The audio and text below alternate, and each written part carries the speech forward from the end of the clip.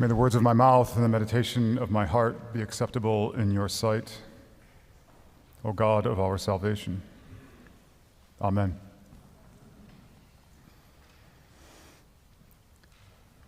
This lesson from the Gospel of John is a well-known one. It's one of the few stories about Jesus, in fact, that recurs in all four of the Gospels. Jesus comes into the holy space, throws down the gauntlet to those who are working in that space. I did not know when I was thinking about this lesson that this morning Elizabeth would come into this space and throw down the gauntlet to the choir regarding coffee hour. There's nothing new under the sun.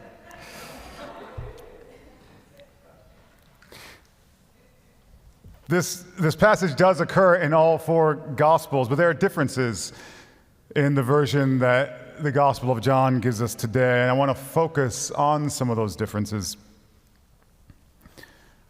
because I think it speaks to us in a way that's important and meaningful. In the other three Gospels, when Jesus comes in, he accuses the money changers of making his Father's house a den of thieves or a den of robbers. In John, he says, you've made it into a marketplace. The Greek word here is actually emporium. You've made it into an emporium. There's a deeper critique. It's not just that you're exploiting a marketplace. The fact that it's a marketplace at all seems to be Jesus' concern. And I want to give you a little bit of background around the sacrificial economy of the temple. The temple, as I've said many times before, was the center of cultural, religious, and intellectual life in ancient Judea. And one of the central parts of that life was ritual sacrifice. People would come to the temple and offer sacrifice, the killing of animals, lambs and pigeons and doves that the priests would perform on behalf of people. And especially now, the beginning of this passage says that it is Passover. And so literally hundreds of thousands of Jewish people are coming from all over the diaspora. Anyone who can get to Jerusalem is going to the temple to make their annual sacrifice. So there are hundreds of thousands of extra people in Jerusalem, maybe tens of thousands of people gathered, crowded around the temple, and they need animals. They need to buy animals for sacrifice, which is why the passage tells us that there were cattle and sheep and all these animals in the temple ready to be purchased.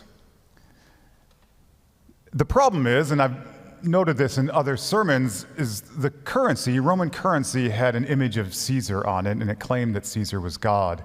And so this money could not be used at the temple.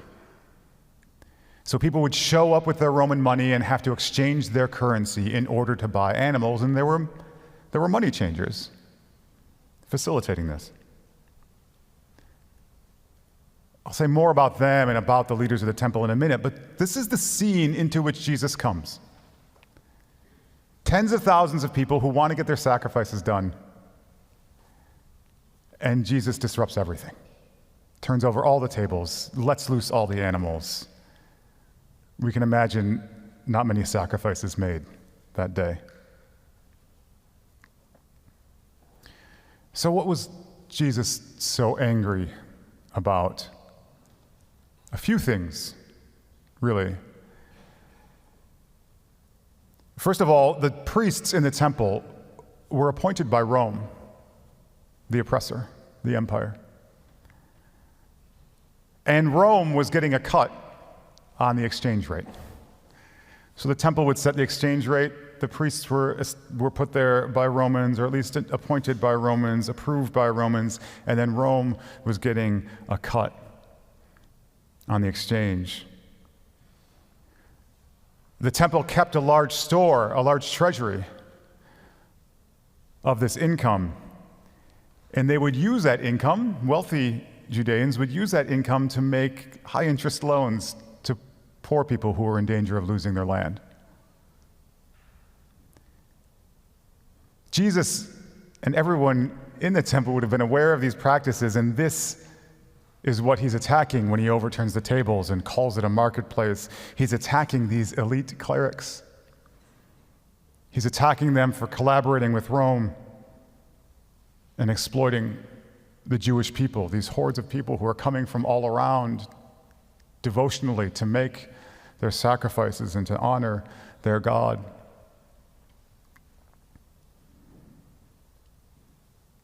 The Gospel of John, maybe among all the Gospels, is the most pointed in its criticism of the religious leadership in Jerusalem, and for that reason, among others, it has received, in its interpretation by Christians in later years and centuries, it has often been very anti-Semitic.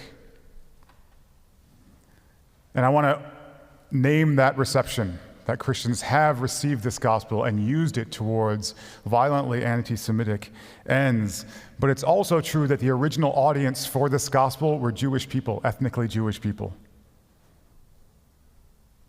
This gospel is not written by Gentiles against Jews. It's not even written by Christians against Jews. There was no such a thing as a Christian at the time.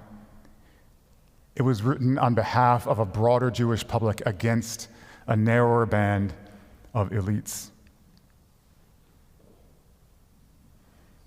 But we do have to own and name this reception, this anti-Semitic reception. And another line here in this passage has been used to do that. Jesus says, "Destroy this temple, and I will raise it up in 3 days." And there's a long tradition in Christian thought of seeing this as sort of the destruction, the supersession, the overcoming of Judaism, and the lifting up of Jesus as the replacement of that tradition.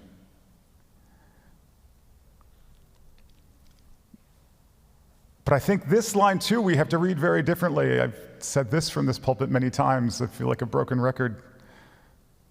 But at the time that this gospel was written, the temple had already been destroyed. In the year 70 AD, the Romans came and they burned down the temple, and they slaughtered hundreds of thousands and enslaved hundreds of thousands and razed the whole city, held it under siege for several years. Immense suffering. And the people who are reading this gospel for the first time, the people who are writing this gospel for others to read, it was in the smoking ruins of that city. And so the question is not, or what Jesus is saying is not, we ought to replace this temple with me. The question the gospel asks its reader is, the temple, the city, has been destroyed. What do we do now? The cultural, religious, and intellectual heart of our people, of our nation, has been razed and burned to the ground. How do we serve God? What do we do now? In the post-apocalyptic context of this story's writing and reading, that is the basic question. And here, Jesus is reminding his reader, whether that reader reads in the first century or in the 21st century, Jesus is reminding his reader that the basic responsibility of following God is not keeping up the building. It's not a project in property management. The basic responsibility of serving God is justice. Jesus is telling them, God was with us before there was a temple. God will be with us now if you do what God asks of you. If you remember what the prophets, our prophets, have always called us to. If you remember that the offering God wants is the one that the powerful make on behalf of the poor. I desire mercy, not sacrifice. Imagine the destruction of the temple, the terrible catastrophe of this event, but also imagine the hordes of destitute, terrified people in the wake of that event, hungry and poor and sick and outcast, all around the region, fearful of continuing persecution. This is the voice of this passage. This is what Jesus is saying to those people and to us. The home of God, my Father's house, is not just a building. The home of God, as the book of Revelation says, the home of God is among mortals. As long as the work and the people of God still remain, Jesus says, so also does our command to serve both them and him.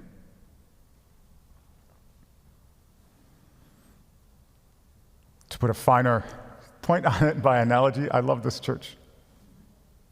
This beautiful church, we celebrate and consecrate holy moments in it every week, more than once a week. But if, God forbid, these walls came down, God would still dwell among us, especially insofar as we serve those outside these walls.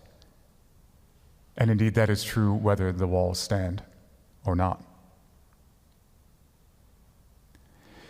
It's interesting that in the other three Gospels, in Matthew and Mark and Luke, this disruption at the temple, the overthrowing of the tables, the throwing down of the gauntlet, the thousands of people who cannot make the required sacrifices. This is the last thing Jesus does. This is the offending crime. It is because of this that the temple priests try him and take him to Pilate.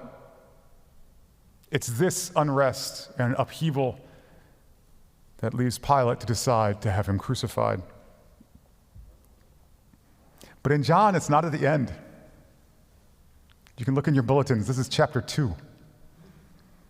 This is the beginning of Jesus' ministry. He had one other small miracle in Cana, but this is how he begins. In John, the offending crime, the thing for which he is arrested, is actually the raising of Lazarus from the dead. Why would that be? After he causes this upheaval at the temple in the Gospel of John, Jesus then goes forth and he does all the things he says that God calls us to do. He feeds the hungry, he heals the sick, he embraces outcasts, he welcomes enemies, he forgives sinners. He does this for chapter after chapter after chapter through the majority of the Gospel of John. And at last, in chapter 11, he raises a man from the dead. As the crowds weep for the loss of Lazarus, and he weeps too, he raises Lazarus from the dead. And then the religious leaders gather around and they say to one another, he's too powerful. If the Romans catch wind of what he is doing, if they see his power, they will come and destroy us. They will destroy our nation. We can't let him keep doing this for the sake of our nation. To be fair, this is a reasonable fear. Within a generation, the city will be destroyed. They are right to be afraid. Rome was merciless and cruel, and as ruthless as they feared Rome to be. But think of what they are choosing. All Jesus has done is heal the sick, feed the poor, forgive sinners, welcome strangers, love enemies, and raise the dead. The priests, these priests choose their security, the deal that they have temporarily made with power over the good news of God's kingdom. Out of fear, the priests choose the stability of their institution over the cries of the prophets and the needs of the people and the promises of God. Again, they are right to be afraid. Mercy is a grave risk. But security, especially security won through force and violence and the sacrifice of the innocent, that security is an illusion.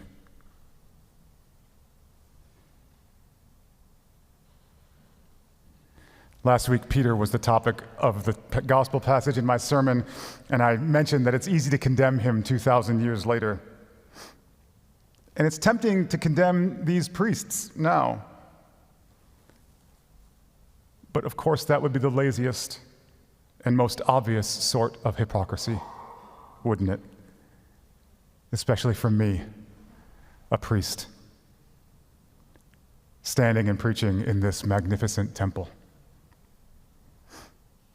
Lent, this season of Lent, is a time for Christian self-examination. So before we condemn these priests, who themselves were no doubt slaughtered by the Romans only a few years after this scene, let me say that we Christians know, that at nearly every turn in our long history, the Christian church, when given the chance to choose between its own institutional power and the needs of the stranger or the outcast or the exile or the enemy or the immigrant or indeed the Jew, when we have been given the power to choose between power and prophetic justice, we have far too often chosen poorly. We have been building this temple for 2,000 years. And I don't wish for it to be torn down. But you can look at the statistics. Mainline Protestantism in this country is collapsing, hemorrhaging members. And it's easy to despair, to wish we could raise attendance or raise more funds. But that's not it. Discipleship is not building management. It's not raising attendance or raising funds, as long as we who remain raise up the courage to answer Jesus' accusation today, as long as we raise up the faith to heed his risky call, and as long as we do so out there in the world, this broken world, beyond the crumbling walls that we have labored so long to build. As long as we do those things, then the promise of God's kingdom will still live.